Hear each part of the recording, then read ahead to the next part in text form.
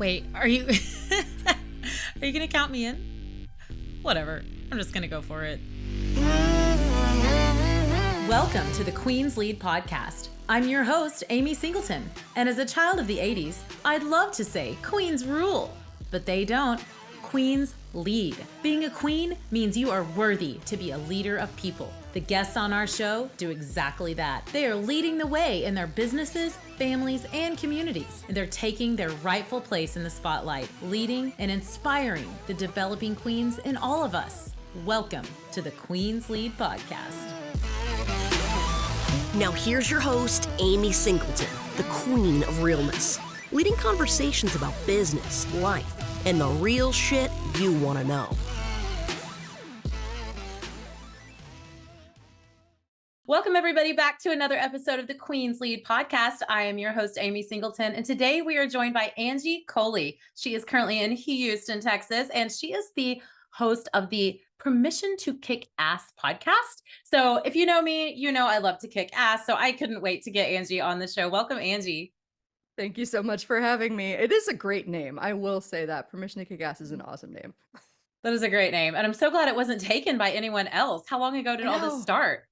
Oh my God. I bought the domain, I want to say, at a business conference in like 2017. And I do recall being shocked that not only was it available, but it was only like $12. Whoa, that was divine. Like, it was for you. Yeah, it was meant to be. That's so perfect. What were you doing at the business conference? Well, I used to run the marketing team for a big name in internet marketing. His name is Jeff Walker. And so usually I would be there at those events to either do live copy breakdowns on stage, some coaching sessions, or I'd be the person hiding at the back table to answer all of your questions. So yeah. Yeah. And so you started your own thing after that. Tell us your background. Like now I'm totally hooked in. Like you're intrigued. You were working for someone else. I spent the last 13 years doing a variety of marketing tasks. Started as a copywriter, worked my way up into running teams as a copy chief, and then eventually becoming a launch strategist, marketing strategist. And in 2020, I joined Jeff's team. I was in corporate before that. Joined Jeff's team in about 2017. Loved the remote work. Super grateful that I was on board that train 3 years before it became necessary for everybody. Yeah. It was like we would meet virtually. You already knew what was going on. Oh yeah, we were, Zoom and Slack pros right around the time everybody was being introduced to it. So that was nice. Good turn of fate there. But 2020 hit, we pivoted really hard, and I burned out pretty hard. It's like 14 straight weeks of launching really hard. And I totally get why we needed to do that. And still it was just like a little bit too much. So I talked to them, and after, some heartfelt conversations, because I loved the team, but I just didn't want to write for anybody anymore, decided to part ways to start my own podcast and coaching and consulting business. And I wrote about this recently in the Huffington Post. 6 days after I turned in notice to the team, my now ex-partner boyfriend dumped me and said he bought a new house behind my back, the one that we were going to buy together. And so What? When I went all in on my business, I went all in. Like I didn't have any other options other than to go back to the job, which they did offer when they found out what was happening with me. But wow, I was committed to Permission to Kick Ass, and thankfully that has worked out for me. That was a good choice. Isn't it funny how sometimes when we make a really scary decision that something else falls away? Yeah, but looking back, oh yeah. It's like, I was going to say, by the same token, or when you're trying to do something scary and then like the easy temptation pops up. Because I want to say when I started consulting, that would happen a lot. I'm over here consulting. I don't want to write for anybody anymore. And people go, oh, you were Jeff's writer. You're free now? Can I hire you for writing? And I would be like, money would be nice. Maybe bring that over here. So yeah, it's funny. It either like is doubly hard with something else difficult happening at the same time, or you get tempted to go back in. Oh my gosh. Yeah. Because when you're starting your own thing, like obviously you probably had some relationships built, you knew some people, you already knew how to market, but it's so hard to turn down money. If someone's like, when you're starting your business, like it's so hard to be like, will you do this? I mean, is it paying? Because I'll do that. Right. Yeah. But you left and you started your own thing in 2020. Yeah. Late 2020. And I don't know. I'm the kind of person that likes to, light the bridge on fire behind and walk away with the flames going up behind me. So I left, that was in South Houston at the time, and I was like, I don't know where I want to go. I don't want to be here. So because I'm a glutton for punishment, I guess, decided to build my business, launch my podcast, and travel the country with my cat via car all at the same time. Nice. I like it. Yeah, What's I the spent cat's name? Stella, she's actually not in here for once. She's usually in the office sitting right next to me. But yeah, she met all of my hosts, would spend time with them, sat in the car. Well, the first time we went out on the road, she sang me the song of her people for 6 hours. But we found a No podcast that way. puts her to sleep. So yeah. That's awesome. No, I won't ask which one's putting her to sleep. Hopefully it's not this one. No. It's actually it's a pretty popular one. It's My Favorite Murder, and I'm gonna write into them one of these days with a subject because that's a brilliant email subject line. You put my cat to sleep. Lighthearted. Yes, that's completely genius. So tell me about little girl Angie. Hmm. What were your aspirations? I was always one of those kids that had no answer when people were like, "What do you want to be when you grow up?" So, Mm-hmm. I think I was an anomaly in that way. There are lots of kids that just they know from day one what they want to be, and I feel like I'm still figuring out what the heck I want to be as I Yeah. entering my 40s. Um, but it also made me, I think, a problem solver and an entrepreneur. I was thinking about this as I wrote my book, because I met another lady who has also been an entrepreneur since she was a child, and I was like, "Do I have any stories like that?" Yeah, yeah, I do. I was baking goods at home and selling them at school. I was making. Do you remember the plastic keychain trend of the 90s? I would make Oh those and sell yes. them to my friends. Oh Um, yes. Were there you was braiding this. bracelets with like Oh yeah, all the embroidery yarn? Yes. all of Okay. those things, All yes, and that. I don't know what the profit margin was because mom bought all my Mm. supplies, but man, I felt rich with that $10 burning a hole in my pocket. Like, oh, sweet. I love it. I love it. What were you into like sports or clubs or drama, or were you total loner? Hmm. I would say band geek, and I'm one of those people that can merge with all of the circles. So would be hanging Mm. out with the band geeks, would be playing cards with the jocks at lunch, like hanging out with the nerds. Yeah, that was lovely. I think being able to transition between groups and not really have a clearly defined identity. Maybe that ties into Yeah. me not knowing what I wanted to be when I grew up, but I don't know. Makes me a chameleon, gives me a lot of interesting life experience, and it allowed me to meet a lot of cool people. So. Yeah, definitely. What a diverse background to be able to work obviously and work with new clients too. You Mhm. understand so many types of people. Yes, yes, So yes. tell us about the book. Mm. It was a labor of love, 5 years in the making. There was a lot of internal angst about who am I to write a business book, right? I don't feel like the first business that I started was successful. But interestingly enough, that wound up being the basis of the book. Like, here's somebody who has a business degree, which a lot of people don't know, who started a business and failed and had a lot of internalized shame around that. And here's everything I learned about running a business based on what I did right, what I did wrong. Hopefully this helps, right? So it's also called Permission to Yeah. Kick Ass. And it's everything I wish I had known the first time I started my creative service business. Wow. Well, are you talking about in 20 did you start a different business prior to 2020 that failed? Yeah, it was before I Okay. became a corporate copywriter. I had tried to go freelance, and this stemmed off of. All right, I gotta take you back to 2010. Yeah. I had Take us just back. finished my master's degree. It's an interesting creative business hybrid degree that's designed to work in the entertainment industry. Master of Nice. Entertainment Industry Management. And it was designed to bridge the gap between the people that are always screaming, it's show business, not show art, and the artists who are going, without the art, you wouldn't have a freaking business. Like, come on, let's be real here. Okay. So you could say I have a specialized expertise in turning intellectual property and ideas into revenue streams, right? Okay. So I'm working in LA. I think I want to be a TV development executive. That is the path that I am on. And then I get laid off. And somewhere in the depths of, oh my God, I'm losing my apartment, awake all night anxiety, my brain goes, hey, remember somebody recommended a book to you like 2 years ago? You should probably go read that. And that book was called The Well-Fed Writer by Peter Bowerman. I went to Barnes and Noble because Amazon wasn't yet a thing or the thing that it No, we is still now. have bookstores. Oh. I know, had to go to the bookstore and spend 20 bucks I didn't have on this book. but it basically told me about copywriting and marketing writing. And that was the first book that made it make sense. Oh, somebody has to write those brochures that you see on stands, and somebody has to write the commercial that you hear in the car and send the emails from retailers. So I started down that path, not knowing anything about copywriting and only having like business school education for business context. And as it turns out, I'm somebody that needs direct applicable context in order to understand. I don't do well in concepts and theories.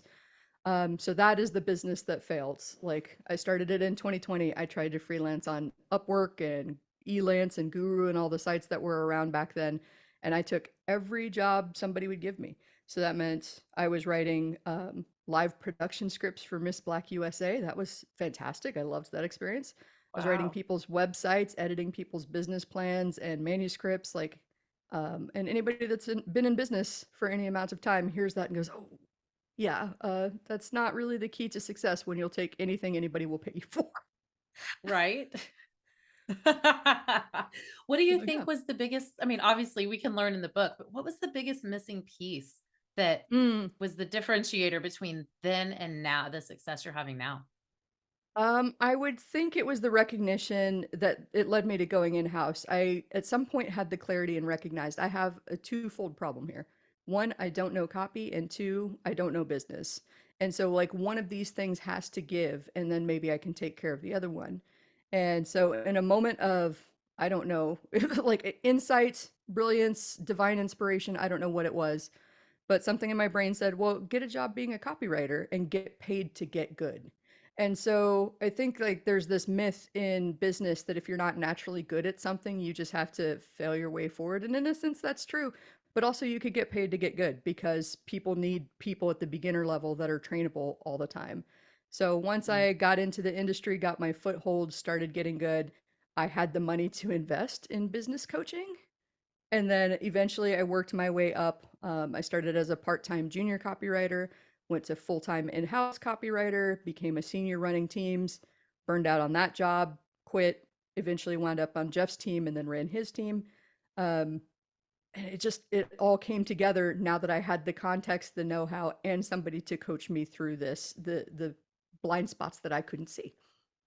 Wow, that's incredible. And so now you're coaching other people Yes. to that same kind of success. Who are the people that are coming to you for coaching?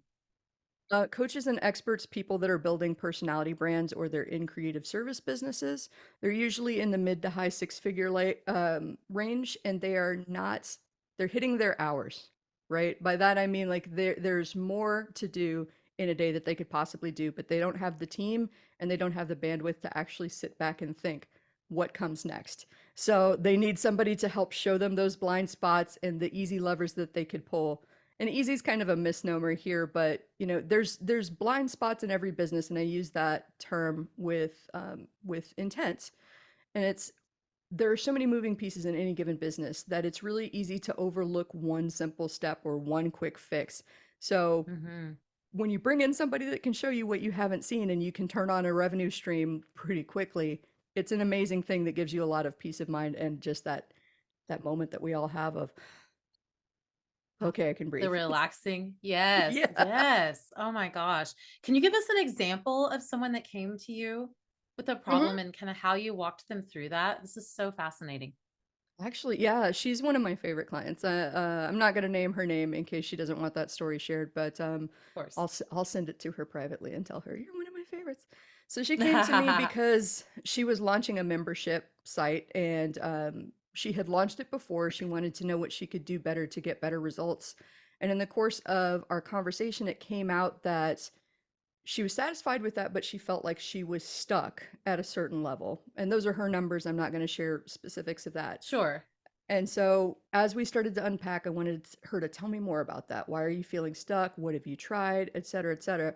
We uncovered an opportunity where she had a low ticket offer, a mid ticket offer, which was the one I was helping her sell, and no high ticket offer.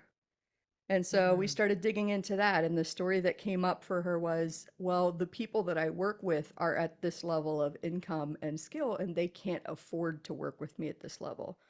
At which point, um, through coaching, we went back to her people and asked, is this true? This story that she's got in her head, Is this accurate? And it turns out it wasn't, because the people that were working with her that were huge fans, that loved her programs, that got a lot out of it and accelerated, once they got to the end of what she had to offer, they had nowhere to go. She didn't have an offer for them. Mm. And so they went and got that continuing deeper education from other people because they didn't have that offer available from the person they really wanted to learn it from. And so I Wow. remember her telling me like, wow, I mean, the story in my head about this has got to change, because that was an eye opener. So helped her create an invitation only launch, that I is what I call it, to where she just reached out to all of her past students and said, "Hey, I am starting this mastermind program. It does XYZ. I've been asked about this a lot. I figured you might be interested. Let me know if you'd like to talk more about it." And she filled her program in a couple of weeks. Wow. Yeah, Wow. and now that's a recurring revenue stream for her that is a natural progression from all of the other offers that she's got. So that's the kind of Yeah. work I really love doing. That's incredible. But we tell ourselves these stories, right? And Yeah. where do those come from? Have you been able to identify that? I mean, I think we all have a pretty good idea. I think some of it is from our own internal stuff, right? We tend to project our own money experience and insecurities and things like that on other people. And then I think Hmm. it's the people who struggle the most often tend to be the loudest in public spaces. And so Mm. they might be sharing a story that seems more prevalent than the reality is. Whereas, like I said, the part of the solution was she had to talk to the people that she assumed couldn't afford the programs and ask them if, and she didn't just be like, "Hey, I need to talk to you. Can you afford this?" That's not what we were talking about. But like, "Hey, my coach challenged me to have some phone calls with past clients. I really want to get a sense of your experience. Would you have liked to go further? Is there anything I could have done to make this better?" Like, got into some real deep conversations and found out that those stories weren't accurate. I mean, none of our stories are really accurate because there's 8 billion perspectives in the world. So we got to get more. Yeah. Yeah. I think we need it's time for some new perspective. Yes. So tell us about some of the challenges you had this time when you started Hmm. back out in your business. What are some of the things that you had to deal with that you didn't expect to come up? Oh, oh goodness, that's a great question. I think I seem to have this pattern of I'm just going to figure out all of the things at once. So figuring out a podcast, figuring out how to write a book, build a business, and travel all at the same time. That was one challenge. Another challenge, and this came up after a few months on the road, was realizing that I was treating my business like a job, in that I Mm, would go get clients and then I would sit at home being other people's Airbnbs for, 9 to 5 and do all the work. And then I would go out and explore. And most of the time that wound up with not exploring because I'm tired. I've worked a long, hard day. I just want to become one with the couch and watch Netflix. And one day I got like in New Orleans, I got frustrated with myself and said, what even is the point of giving away everything I own, driving all over the country, if I'm not actually going to look like there's no point in working from somebody else's mm, couch. I need to do mhm, something with this. And so and this thankfully um, was during COVID times. So there were still shutdowns and capacity limitations in place. If you wanted to go see popular tourist spots like the Grand Ole Opry, you had to book a tour in advance and hope that it wasn't sold out. And it just so mhm, happens that the one tour that was available while I was in Nashville for 6 weeks was on a Wednesday morning. And I had this internal conversation with myself where I went, okay, well, if I go to that, then I can just work late tonight to make up for it. And then I immediately went, no, I'm not working late to make up for this. I'm going to the Grand Ole Opry and I will do what I can do when I get back. Turns out when I get back, I could do everything that I thought was going to take me all day to do. But like I had to prioritize what I wanted to do before the work. And that mm, was, to tie back to your original question, that was one of the big learnings that I had on the road, that if you really want to build a business to support a lifestyle, you have to prioritize your lifestyle. And I don't mean necessarily mm, goofing off and running off every time you don't want to do the work, but if travel is one of your priorities, like me, having experiences, because I can't take money with me to the grave, right? I want mhm, memories. I want to spend time with people. I want to have excellent food, great stories to tell. Those are my priorities. Those are my core values. So now I need to prioritize. Okay, and this actually happened with one of my teams.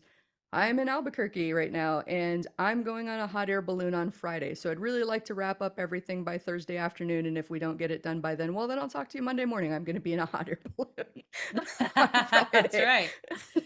And my team's just got used to that's how Angie is going to show up. Like, well, I have llama yoga on Monday morning, so we'll have our meeting in the afternoon. That's it. But, so many people start off with a new business saying they're doing it for exactly the reason you said, and then they're trapped in an Yep. 18-hour day, 6-day a week or 7-day a week, never-ending cycle, Mm-hmm. Yeah. not prioritizing what they said they were going to prioritize from the very beginning. Yeah. And you have to prioritize that stuff first because it makes you figure out what will support it. That's, I Mm, think, what so many people struggle with and what I struggled with for so long. I thought once I make it, whatever making it looks like, then I can yeah. do these things I want to do. If you start by doing the things that you want to do, then making it changes to accommodate all of those things and makes you much more likely to succeed in hitting those goals. It's funny how it Yeah. works. Funny how that works. I So think you hard to could just do. say that on repeat and it would Yep. still take us. I mean, you can say that to people all day long, but getting them to take that kind of action. How can somebody start? How can someone just Ooh. get started with that? Like maybe Um, they are busy 12 hours a day in the business. What is yeah. something that they can, something small they can get started with to get a taste of what that's I like? would say I identify, and that's another fantastic question. I would say identify something that is high priority for you. So another one of the things that had always been on the back of my mind, but I always gave myself a reason why I couldn't do that, was I want long, luxurious mornings. I am not a morning person. I don't like waking up first thing and doing calls. I've had so many people, I still got my coffee cup here. I get on in the morning and I Me look kind too. of like this, and they're like, "What's wrong?" And I'm like, Just a "Mm-mm, mm-mm, minute. no, That's don't right. talk to me before I'm human." And right, that's just, I know myself. And that doesn't mean I'm not Mhm. working in the mornings. It just means that talking to other people and having meetings is not the most productive use of my morning. What is productive for me, counterproductive for other people, is sitting outside on a cool day on a covered porch, staring off into nature, sipping my coffee, reading the news, right? That Mhm. recharges me. It gets me excited to work on my day. I might journal. I have my little Remarkable tablet that I write notes on. I can email it to myself. It's fantastic. I get so much done in those quiet mornings by myself that it's ridiculous. And what had to change for me was this notion of, like we just talked about, when I'm successful, then I can do this. One day Mm. in Asheville, North Carolina, had the most beautiful porch out of all the places that I stayed. That was when I went, you know what?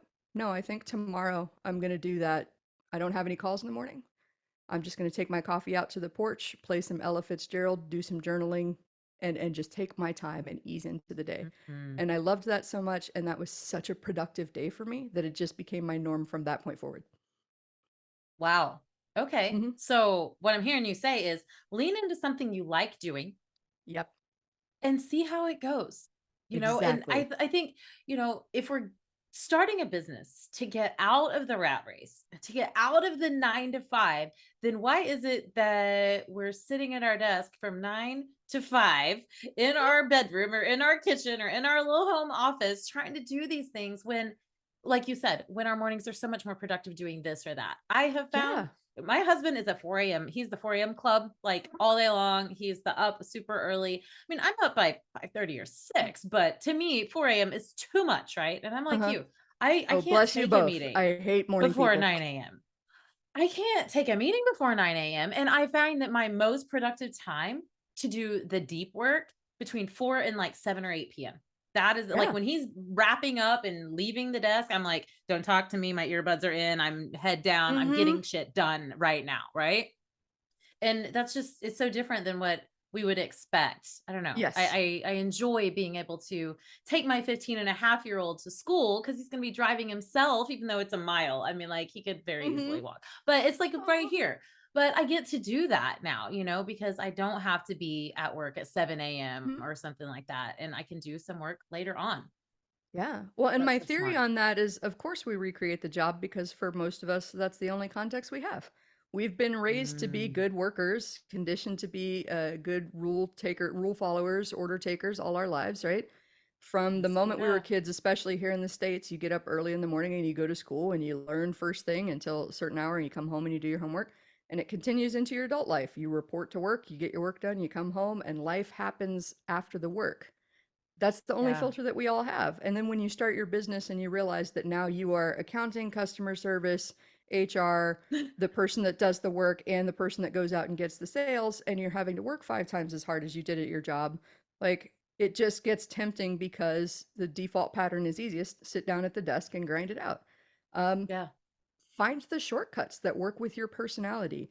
I don't like cold calling. I have tried it. I am never going to do it again. I'm not skilled at it, and that's not a mindset issue. I just don't like it.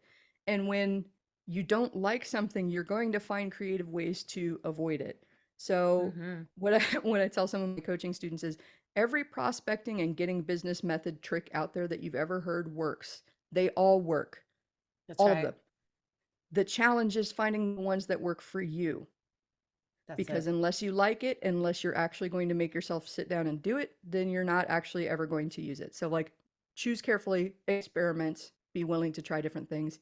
For me, I learned I could combine my travel love with getting business, right? I can Hmm. naturally have conversations with people at business events and conferences that lead to, okay, I don't know what we're going to work on together, but I like you. I like your vibe. We're going to find a way to work together, that leads to a call, Yes. that leads to a sale, and on we go. So that's my prospecting method. I will invest in going to a conference, going to masterminds, having conversations with new people, going on podcasts, and then that's how I grow my business. Never will I cold call. Never will I cold email. Me Nope. neither. It's awful, right? Like I hate Mm-hmm. it. But like you said, when you lean into something that you're good at and that you love and you do it consistently enough, Mm-hmm. which I think if you love it, you will do it consistently enough, right? Yeah. Like if someone hands someone a 4,000 person call list, eventually they're going to stop. Like even the best cold caller is not going to call through the end of that list. Like who wants to do that? Mm-mm. I I'm know there out. are certain people Out. out there that'll do that, and they love the thrill of landing the sale from the cold con. More power to you. I celebrate you. It takes all types to keep this lovely blue rock spinning. That is not That's me. right. That's right.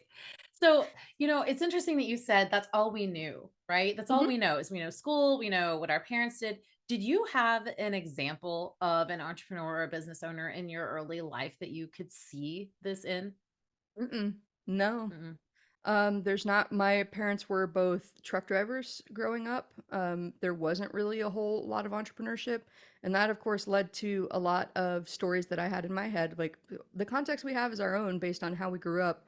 And we pick up a Yeah, lot of stories and untruths just based on our own experience, right? I actually told this story the other day. I don't know why I feel compelled to tell this story, but I'm going to tell it. do I it. think this held me back for a long time because I had some money issues. I mentioned my parents were truck drivers. My dad was a long haul trucker. They split when I was very young. So my mom was, in essence, a single mom with 3 kids, and I was the eldest. Hmm. And one Christmas when I was 16, a lovely, incredibly generous family showed up a few days before Christmas with a car full of presents and groceries. And I mean, all the junk food that a teenager could want. We're talking Oreos and goldfish, not just broccoli. And I'm happy, over the moon, thrilled with this turn of events until I look to the side and I see my mom's face. And I Hmm. realize that she is ashamed. She is mortified of all of this. And so then I associated with, having money is this like bad thing, is this shameful thing. And I didn't mean to make you cry. I'm so No, sorry. it's just I've been there. No, I've Hmm. yeah, it's great. And it's, I've had to unpack a lot of the narratives that I had around money that kept me charging what I thought was affordable. Well, affordable for me is not affordable for someone else. We have different Hmm. definitions of affordable. And it also, as I was unpacking all this, I'm able to see, like, mom did the best that she could with what she had. I did the best I could. So did that family. Everybody was trying really hard to do good things and to help each other out in that moment. And it's okay that we Hmm. have the reactions that we have, but I don't need to stay here in this idea of this is not affordable, having money is bad, it's only for rich people and rich people are bad. Like all of those narratives needed to be destroyed. And I had to Hmm. turn that around into, well, when I charge more, people respect me more. I'm inspired to do better work. I have more resources available to me to help create stuff for people that are just starting out that can't afford to work with me. And I can also go be generous like that family was with me and my family, which that has Yeah. been getting goosebumps talking about. It. That's been a lifelong goal of mine Yeah. to be able to bless Yeah. a family the way mine was blessed when I was a teen. Oh my gosh. Yeah. Same story for me as a teenager. My father was injured at work. Mm. And he was in the union. And so like he had a little bit of pay coming in. But I remember a Christmas that people brought things in for me and my little sister and my two cousins that were living with me because their father Mm-hmm. had died and the family was in a hard place. And it wasn't it was about 20 years later that I was shopping for my children in a church one Christmas, Mm. after I'd lost my job as a nurse because my health robbed that from me. And since then, we've been able to bless other families and give back to charities and all of those things. But when I go back and think of the mindset that I had as a child, Mm-hmm. watching, like you said, like watching our parents do the absolute best they could. I mean, they were trying so hard, but Yeah. the concepts that we have in our mind. I remember my mother talking about this particular couple at church that had gotten this new house Mm-hmm. and it was out on some land and we're in Oklahoma, you're in Texas, like someone that's got Yep. an acre, like they're rich, right? Or if Yep. you have a sign, for me as a kid, if someone had a sign in front of their neighborhood, like they were rich, like that was Mm-hmm. the pinnacle of like, well, we don't got a sign, we're just like streets over here. But I remember her saying little things like, that woman said, well, it's just the little things like having this little bit of space. And I remember my mom saying flippantly, like, oh, it's just the little things, like kind of making fun of them. Yeah. But really, it was her own insecurity going, well, those are Mm-hmm. little things to them, but that would be a huge thing for us. Right. And Yep. it's literally just within this last month occurred to me that when I heard those things, I was associating money with bad people, with things that Mm-hmm. weren't good, because it wasn't my family weren't getting that. They were different than us and it wasn't okay to be like that, right? Mm-hmm. It takes a lot to Yeah. unravel that shit. It I takes was so like, much. it does. We get it not only from our parents, especially a lot of us that have grown up blue collar. I have all of the respect having transitioned into a white collar industry because that was a Mhm. narrative that I had in my head for a long time too. The harder you work, the better you do, right? That's right. And now I can see how that is kind of a societal message. That's kind of the Yeah. message that we get from school onward. And it requires a bit of deprogramming to like hard work doesn't necessarily mean reward. It means Right. reward for the people that are profiting off your labor. And so now we've got a class divide, so like to get a little bit too deep in the woods there.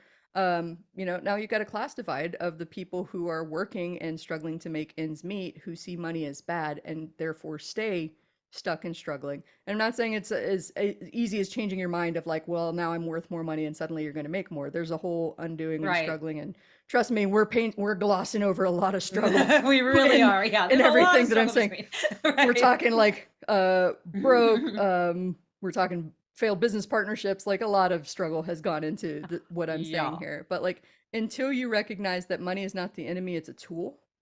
And the That's more right. you have of it, the more good you can do, including living the life you want to live and lifting other people up. So, and don't hoard it. Sorry, to Yeah. get Right. mildly That's political it. there. Um, you deserve more. You have earned more. You've been working hard all of your life, and now it's about figuring out how to bring more of that into your world without killing yourself in the process. Can I say that? 100%. Yeah, like 1,000%. In changing that narrative is going to take some time, especially Mm-hmm. in Oklahoma and Texas where we're at, sis. Mm-hmm. That Well, it's hard like worker. Oh, it's an upward spiral, I call it. Like you've got the same 3 or 4 issues. One of mine is definitely money issues and like the hard work issue. And every time you up level, you encounter that same problem on a different level and you're going to default to the old pattern. Well, now I'm that's playing right. up here. I got to undo money again. I got to undo hard work again. I got to undo societal expectations. Cool. I've done with that. I'm at the next level. There it is Here again. we are again.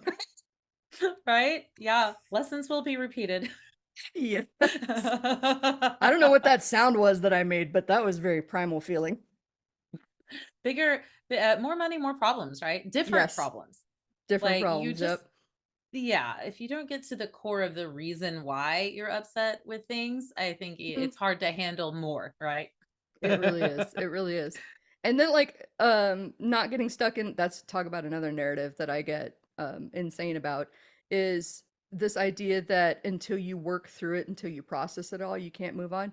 You can absolutely acknowledge the struggle that you are having right now and the internal stories that you're telling yourself and move on at the same time. Like you don't have to wait for one to do the other. Mm, that's so good. Give me an Mhm. example of that. Well, for example, like the money issues, I mean, I could, and I have in the past, sat down and done a lot of journaling and a lot of therapy and a lot of practice asking for money and creating packages that felt like I could stand on this value that I deliver, right? Um, and then wait until I feel comfortable about making all of those offers to go out and start selling it. Or I can Mm, go, okay, this is my money story talking to me and telling me you're not worth it, you're not working hard enough, blah, blah, blah, whatever it wants to shriek in my ear and going, I hear you. I know you're there. Thank you. Goodbye. Cool. I'm on my sales call now, and this is who I'm talking to. And, I'm listening for opportunities to help. And if I think I can help, here's a couple of ways that we might be able to work together. What do you think? Like, not letting it mm-hmm. be, I need to make money, or I'm not worth it, and not, I have to work hard and I have to kill myself, and not waiting for all of that to be resolved because I know now that I'm in my 40s, right? That I can be working on resolving stuff and have it still be unresolved and be working on getting better and have this stuff resolve itself as I'm moving forward and making progress. Don't wait. That's so good. Yeah, you Hmm. can't outthink yourself out of a Yeah. problem. In fact, you will add more Trust me, problems I've if you try to tried. do I that. have I have tried to outthink, out research, out study my problems. But Hmm. truly, one of my mentors says, borrow confidence. Borrow Yeah. confidence from your Hmm. future self. Borrow confidence from your coach. Borrow confidence from your girlfriends. Borrow the confidence from your team. If you Hmm. know that like your team is rock solid at this thing and you're the one selling that thing, like sometimes my own confidence has held me back and selling the thing that my Hmm. team is a rock star at, right? Borrow their Yes. confidence for just a minute. Oh, I love that you said borrow confidence from your future self because that has been an exercise that my mastermind has been talking about a lot lately. Who do I want to be? Well, for me personally, I want to be that person confidently stepping out on stage, holding court, sold out offers, in demand. Those are my dreams. They're not necessarily appropriate for everybody. But I give you Right. that context to say this, borrow confidence from her. Is she afraid to make offers? No, she is not. She knows the value that she delivers to this world. Is she afraid to get on the phone and make phone calls and ask people for introductions to podcasts, opportunities to speak on stage?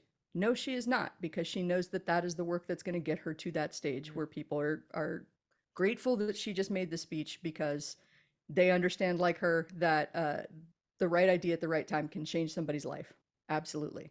Right. Yeah. So, all of these decisions that I'm making lately, as somebody who's perpetually struggled under mindset issues and played small, is future Angie, this person that I want to be, how would she handle this problem? Oh, okay, cool. Now I'm going to come adjust my Mm. behavior accordingly and step into future self.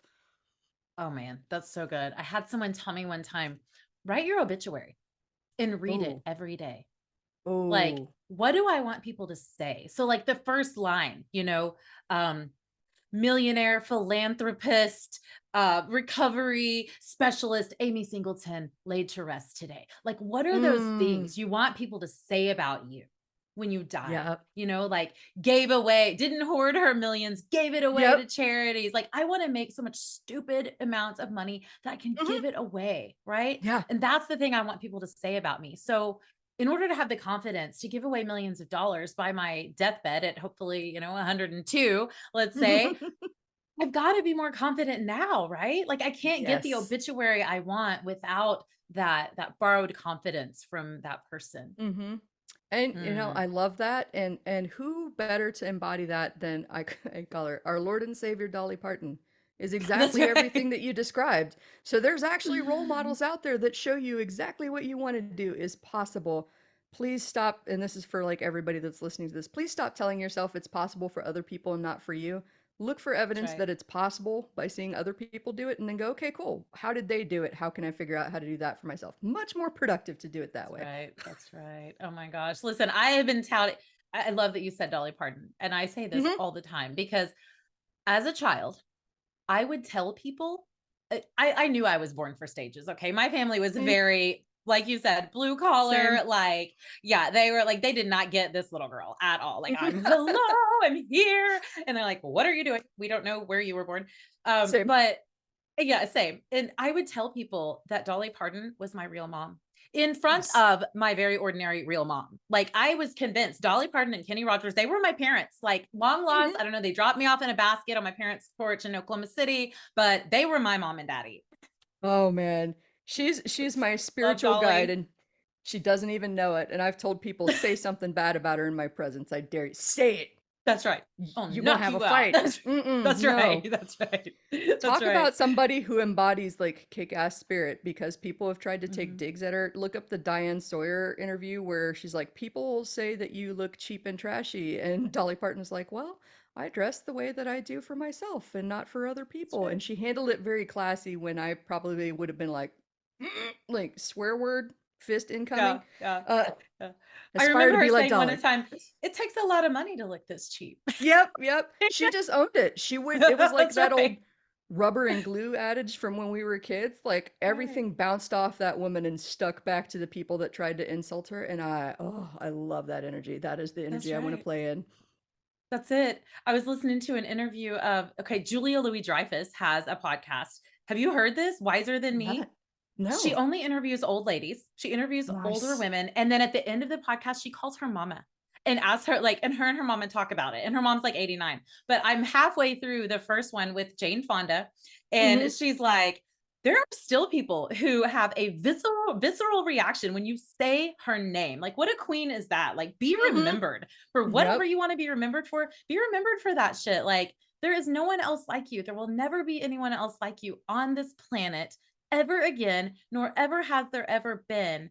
And I think, I think the truth is that women like Dolly, women like Jane Fonda, women like this, they get over really quick what I have struggled with so much. And one of my mentors said to me, it's not what I think about me, and it's Hmm. not what you think about me. It's what I think you think about me that really Mm. matters. It's like what we think other people are thinking. And like you said, she's like, I'm rubber, you're glue. I don't care. Like I'm on my own Yeah. path. I'm doing this thing. Yeah, you have to decide that what other people think of you is irrelevant. And of That's it. course, we're hardwired biologically speaking to want acceptance, because in the past, in caveman days, if we weren't accepted, we were shunned, and that meant certain death, right? It's hardwired Absolutely. to want to be liked. It's not your fault if you want to be liked, especially if you Mhm. were socialized a woman like all of us, especially conditioned to, in the South, especially, Yep. seek that approval and not rock the boat. But at a Mhm. certain point, you have to go, this is the path that I'm on. These are the people that I'm for. Whether they like what I'm doing or not is really irrelevant. I'm here to do the good work and follow this mission. And I love me, and that's good enough, right? That's right. That's it. I mean, I was listening to something the other day that said there was a study done by young women. And I don't know if it was only in the South, but they were specifically talking about Southern women, how even in classrooms of children, when they ask a question, the boys answer. They just answer Hmm. the question. And girls look around and see they collectively answer. They answer for what's best for the group, right? Hmm. And which is great in lots of situations, but when we're making our own decisions about our own future, like we got to start thinking about what it is that we really want, right? Like what path Hmm. are we on? Not all these other people that are the haters and the talkers and the stalkers and this whatever's. Yeah, Yeah. it's our path. And I'm so glad you said that, because we don't dare, I think, a lot of times to think about what we want our own path to be, because, like you and I both admitted, I want the state, give me the spotlight. I'm happiest with a microphone. Oh, I could change some Same. lives. I can tell Give me the some story. I will crown. stalk the stage and tell an Good. entertaining. Right. I've always wanted that for myself, but I was conditioned to believe that that was a bad thing. Glory Mhm. seeking, stage hog. Lots of words were used about that, when it was like, now that I'm an adult, I realize that certain people are meant to be entertainers and certain people are meant to be entertained. And that doesn't make anybody in this equation bad. Like, do Right. you think the comedian is bad if you pay to go see your favorite comedian perform on stage? No, you think they're providing value by entertaining. So if you want to be on the stage, be on the stage. own it. Go out there and get it. Be on that stage. But like we don't dare to admit what we want. So we wind up living a life that other people have prescribed for us, and it sucks and it destroys your Mm. soul and it makes you feel like you're getting everything all wrong. Start with what you want and admit it and own it, and it's okay. I mean, just don't want to go murder people Patrick Bateman style, but like if you want to be on stage and you want to start a business, all of those things are possible. Yeah. And there's somebody out there for you. There's somebody out there that Yes. wants what you have, right? Mhm. I mean, I think we grew up people pleasing so much that we thought Yes. everyone had to like us, and Mhm. I was too much for all these people. No, Yeah. that was fine. They just weren't enough for me. I had to find a new group of people, right? I And love then those are that. the ones paying you and handing you the mic and going, no, more, more, more. You're like, oh my God, I Mhm. was born for this. Yeah. I think that it changed for me when I recognized right, the people pleasing, the I need people to like me. Well, I don't like certain people. So why do I need certain people to like me? Like, I don't even know if I like you. Why do I care if you like me? If Right? you are somebody that spews hate, if you are somebody that is intolerant and closed-minded, if you are somebody out there that preaches violence, preaches ignorance, like tries to keep people fearful, stuck playing small, I don't like you. Mm-mm. I could like you if we can, talk to each other and see some perspectives. And, I don't think I'm necessarily right, but I do think that the best, most productive, most supportive society is open-minded, willing to listen, willing to reconsider perspectives. And until we can find commonality on that, I don't really like you, and I don't care if you don't like me, and that's Mm. okay.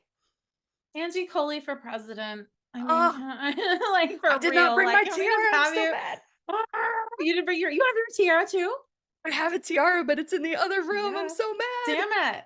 You're on Queen's Lead. Come on, bring I should have thought about that. that. Oh man. Oh my gosh. I can't believe this conversation's gone by so fast. We try to keep it to 30 minutes, but Angie and I kind of got it into it and like couldn't quit talking about young women in the South. Okay. Mm-hmm. Southern woman syndrome. One of my girlfriends and I Right? talked about that all the time, but it's an undoing. Really? Don't It's have an to live that undoing. life. That's right. It's an undoing. I love that word. Mhm. Undo your life and go for what you want. Yes. Angie, tell us, obviously, we all need to go and subscribe and listen to your podcast, but tell us where everybody can find you online. And if they're interested in working with you, remind us who that best person is and where they can find you. That's somebody at the mid to high level six-figure annual revenue. Coaches, experts, entrepreneurs that are building like a personal brand. So you want to be an author, a speaker, a coach, have your membership programs, etc. Especially if you love to do creative stuff or you like to buck the norm, like say Permission to Kick Ass does, which is the name of my podcast and my book, by the way. You can find me at permissiontokickass.com. You will find the book on Amazon, and the show is available on all major streaming platforms. Just search me. I am infinitely Googleable on social media as either at Angie Coley or at Permission to Kick Ass. Very easy to find. Send me a message. Let me know if you got some takeaways from this show, if you really enjoyed it. I talk to everybody that writes to me, so feel free I to love reach it. out. Thank you so much, man. Angie, your story is incredible. I'm so happy to have met you. Thank you for Oh, being a queen that leads. thank you. Right back at you. The Queen's Lead podcast is recorded worldwide and produced by the kick-ass media team at the Height Digital home base in Nicaragua. Until our next episode, stay real, Queens, and go lead. Remember to tap that follow and leave your review. For freebies and more real, inspiring content you love, go to amysingleton.net and connect with Amy on our socials at The Real Amy Singleton. One more thing. This is the legal language, what my lawyer wrote and what I need to read to you. This podcast is presented for educational and entertainment purposes only. I am Amy Singleton, and I'm just your friend. Although I may speak to many on this show, I am not a psychotherapist, a business coach, a doctor, a CPA, a lawyer, or probably anyone who should be giving you professional advice. This podcast is not a substitute for a relationship with your doctor, coach, or any other licensed professional. Got it? Good. Now go be a queen and follow me at The Real Amy Singleton.